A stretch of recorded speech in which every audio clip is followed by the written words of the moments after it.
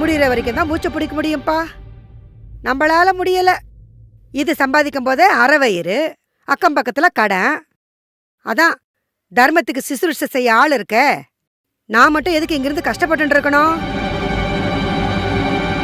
இங்க பாருப்பா, ஆத்துக்குள்ள நீ என்னைக்கு வந்தியோ அன்னைக்கே ஆச்சாரம் ஆட்டம் கண்டுடுத்தோ.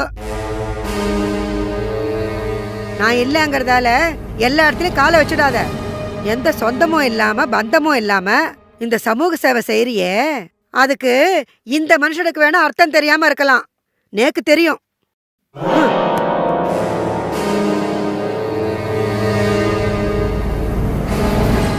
சாப்பாடு எடுத்து வைக்கிறேன், சாப்பிட்றியா? மகேந்திரா, என்ன மன்னிச்சுடுறா. எதுக்கு? அவ அப்படி பேசினதுக்கு நான் மட்டும் உன் இடத்துல இருந்திருந்தேன், நாக்க பிடிக்கிற மாதிரி 4 கேள்வி கேட்டுட்டு வெளியில போயிருப்பேன். நீ எப்படி இந்த மாதிரி இருக்க? நான் ஏன் இப்படி இருக்கேன்னு என்னை பத்தி சொல்றதை விட என்னை இப்படி மாத்தின இயேசுவை பத்தி சொல்லட்டுமா?